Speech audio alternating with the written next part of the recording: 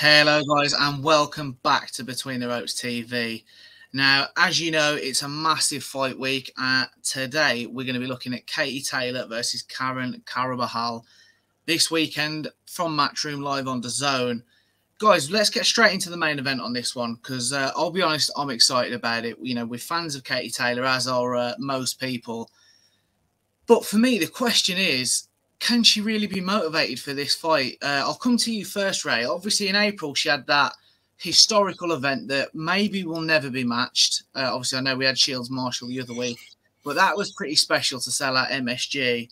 She's 36 now. Is she really going to be up for this sort of a fight? Well, she always keeps saying she'll keep going, she'll keep going, she'll keep going, and she's a very religious girl. She's very modest, very humble.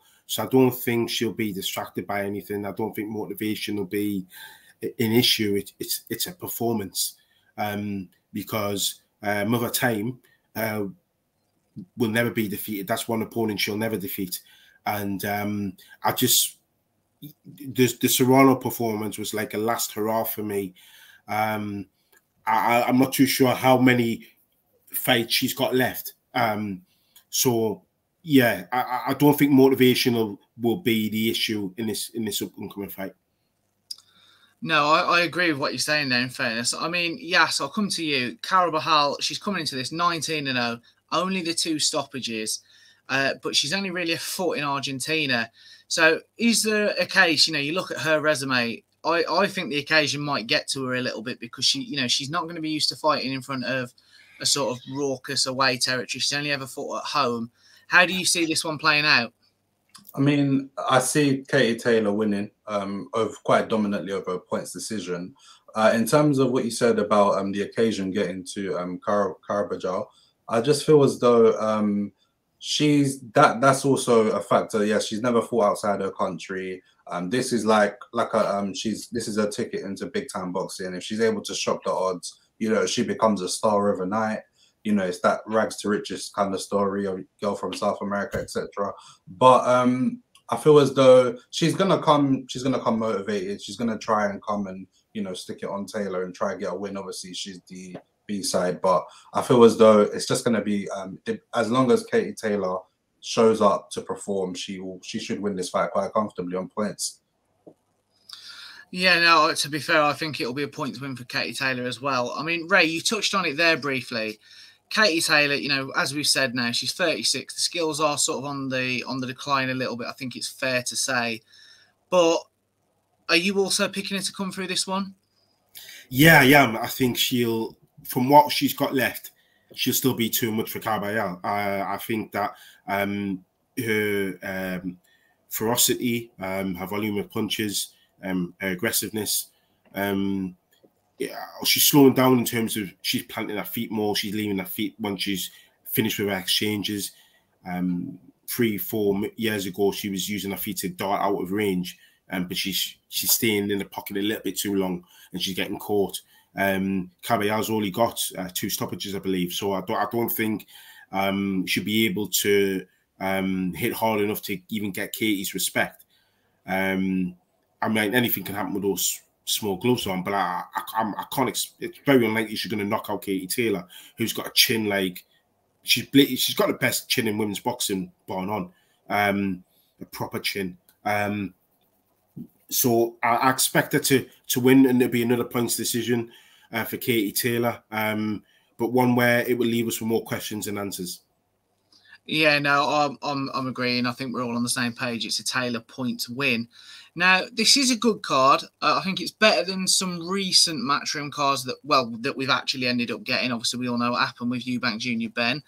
And chief support, European title fight, Jordan Gill and Kiko Martinez. Now, I'm a fan of Jordan Gill, I've got to be honest, and I thought, particularly in his fight back in February, for me, that was one of the most dramatic fights in recent memory. And also some of the best corner work, I should say, off Dave Caldwell.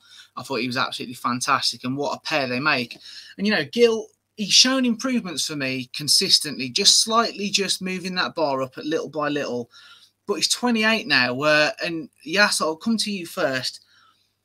Kiko Martinez is experienced and can cause anyone issues. Obviously, he's coming off a stoppage loss himself to Josh Warrington. But Jordan Gill's got to look good here, hasn't he? Yeah, of course he's got to look good. I mean, didn't he mess up his eardrums in his last fight? So he messed up his eardrums, but I feel like he gets caught quite a bit too much, and that could kind of pose problems. Obviously, when you've got someone experienced and seasoned as Martinez is. Yes, he's a bit over the hill now. He's what, 36 years old, I think. He's over the hill, so there's that argument. But all it takes in boxing is one punch. One punch can change a game. So he's going to want to come in sharp and just look to control control and box well and get a points decision. I don't think he should, because obviously Martinez is tough. He takes a punch to give a punch. You're not going to want to sit in the pocket with him too much and trade. So I feel like the smart thing to do, just get the win. Get the win however it needs to be done. And if the opportunity presents itself, take it, but don't go looking for it. No, and the thing is, Jordan Gill as well. I mean, his record's decent.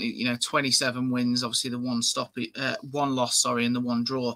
But he's only got 8 knockouts himself. So I totally agree with what you're saying. Yes, he's got to box clever here, because he's probably not going to be stopping Kiko. I wouldn't have thought. And Kiko can bang. Obviously, Kid Galahad found that out last year. Ray, are you agreeing with us? Is this a boring preview, or are you going to throw a curveball in?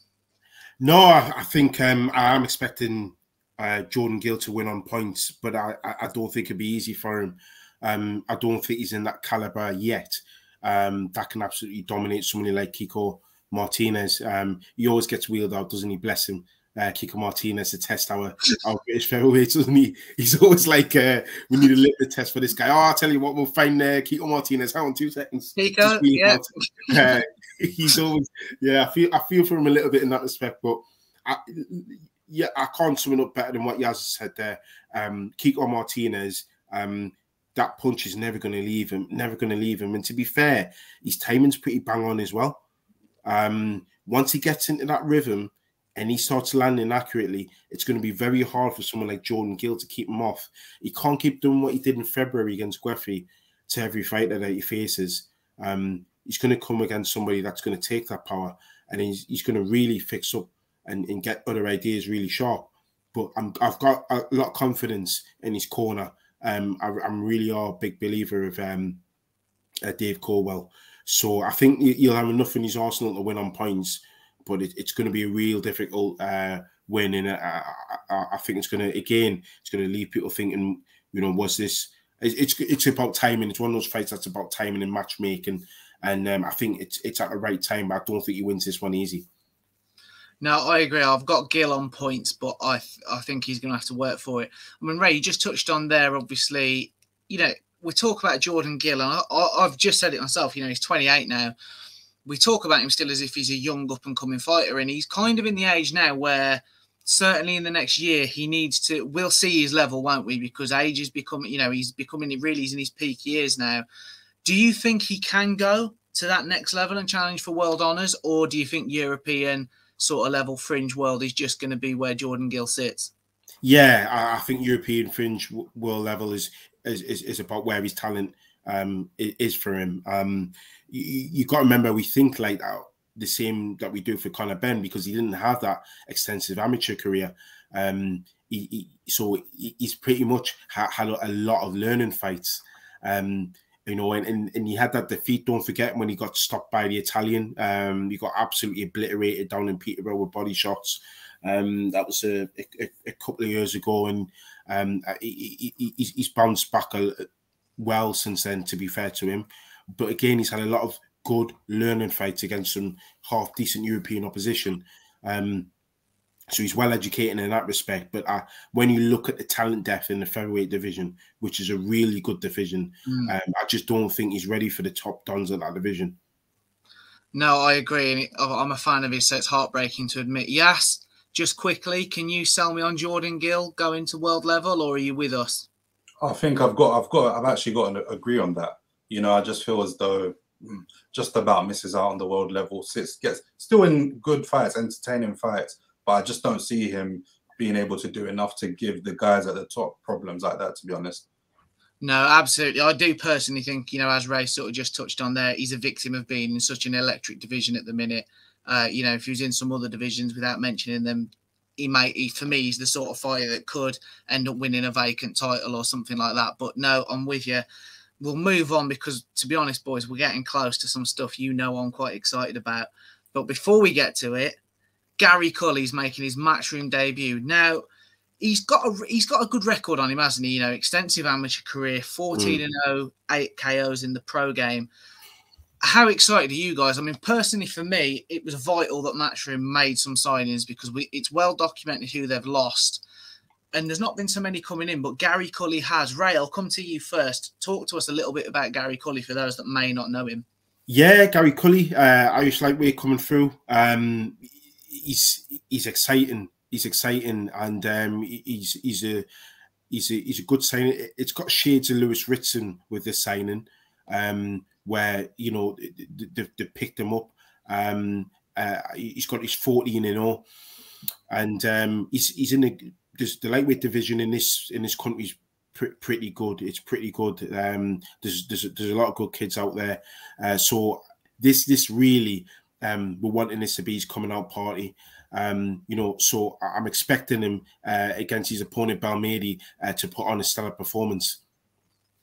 No, definitely. I mean, yes. Balmady's also undefeated.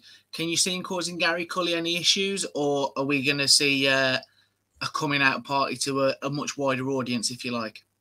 I don't really see him causing too many issues because Gary Cully, he's quite big for the weight as well. You know, he's tall. Yeah, you know? he is. Yeah, and he's a southpaw as well.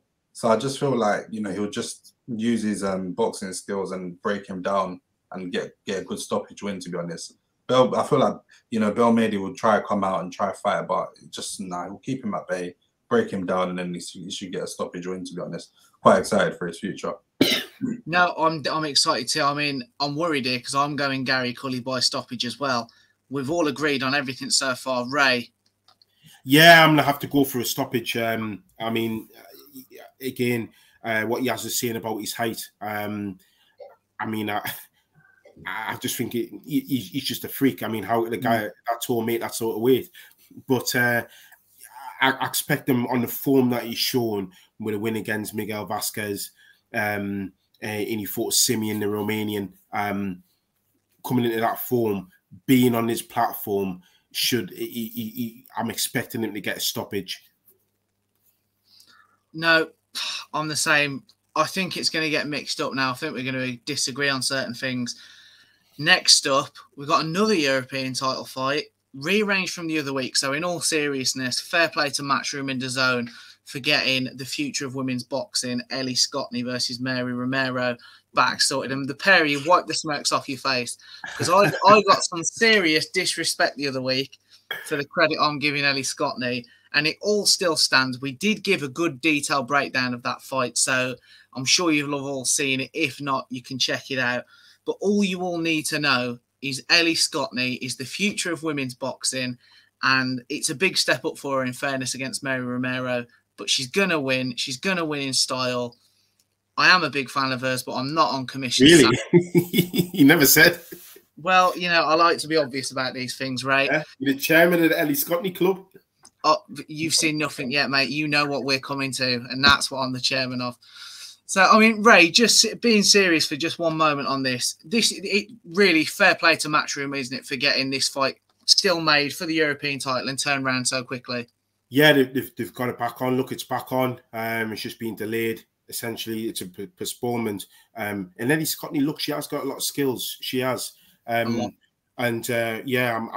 I'm thinking this is a win that she needs to catapult her, because women's boxing doesn't have that depth.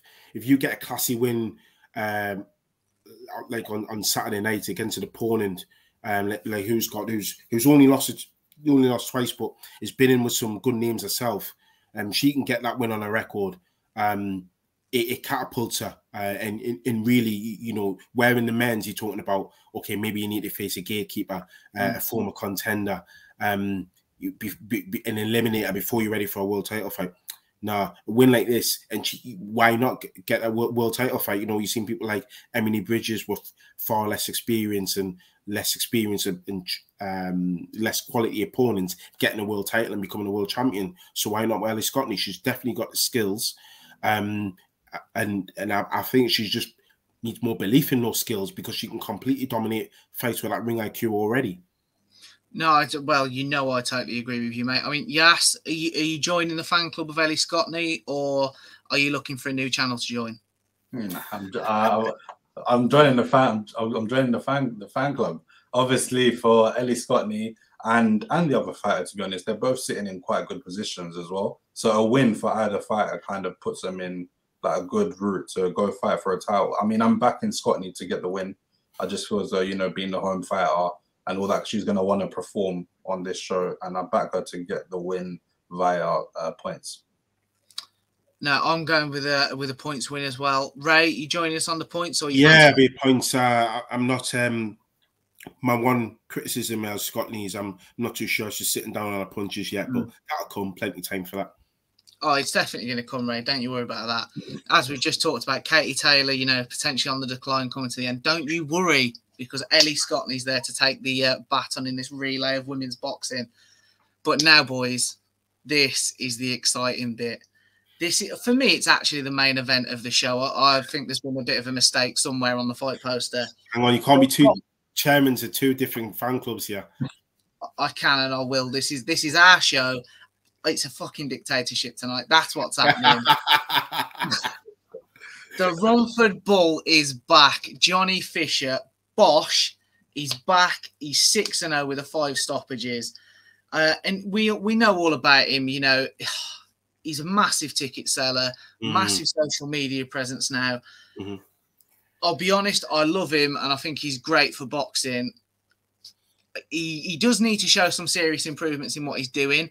But I quite like this little tour of heavyweight journeymen that he's doing. You know, last year and at the start of this year, we conquered Spain. You know, he's now moving around Europe and conquering other heavyweights. Yes, give me your thoughts on the Romford Bull, and be very, very careful with what you say here. Well, the Romford Bull is actually quite local to me. He's up my way. I like him. I feel like he's a breath of fresh air. Obviously, you know, he doesn't have that much experience within boxing. He started quite late, and to be fair to him, he's doing quite well. He's getting stuck in. Like, you see him recently, he's been spending a lot of time with Joe Joyce, sparring the likes of Derek Chisora. So that's only going to mold you into a better fighter. You pick up things. You know, the more time you spend in the ring, especially with these seasoned guys, the better it'll become. Where he'll end up, we're yet to find out. But I quite like what he's doing right now, and his progression slowly with Mark Tibbs. You know, he's around good, young, hungry guys. He's young himself. He's like 23, 24. That's a baby for a heavyweight. So I feel as though, you know, he's got 6 wins under his belt. Let's see where he's at after 10 fights, and then maybe we could look at potentially talking about British titles, etc. But I do like him. He's a breath of fresh air. He's popular, very popular, and you know, I feel like he will get a knockout win this weekend. No, definitely. I mean, clearly, Ray, you've got yourself a little fan here in Yas, because Yas is adopting the 10-fight judgment rule that we know you're obviously a big fan of. Now, me and you have clashed over the Romford Bull before, Ray. I'll be honest, it nearly ended our friendship. I'm not quite over it. But yeah, talk to me a little bit about, obviously, you know, I think we're all agreed Johnny Fisher's going to come through on Saturday night. This level of opponent he's beating comfortably, but he's, as Yas said, showing those little gradual improvements under Mark Tibbs. And I agree with everything Yas said. I think it's the perfect place, the perfect sparring to develop him. But, you know, I believe you said that he'd be like English title level, I want to say, earlier in the year. I said that earlier in the year, or he will be earlier in the year. I think you said it that'll be his level earlier in the year. And I won't shift from that in a minute. You know, and for me, he needs to be getting that learning from. I mean, we've said it before about Jake Paul. I mean, it's slightly going to be different for Johnny Fisher because he's actually going to be challenging the sparring, but that's where he's going to be doing a lot of his learning in those gyms. And he's got a good camp, he's got a great trainer, and these are the fights that he's supposed to need. And he probably needs more of these fights as opposed to somebody like a Fraser Clark who's had that extensive amateur career. But when you've got now domestically a lot of heavyweights emerging and not so many gatekeepers to test them on, it's going to become a point where you're going to have to pit these guys up against each other. And that's where I think he could come unstuck. But if he keeps learning, if he keeps developing, he's in with half a chance. He's a pretty decent finisher. I like that about him. Like I said, and it's been said on the channel a lot of times by me, he needs to get that magic 10 before I can give a all-round assessment.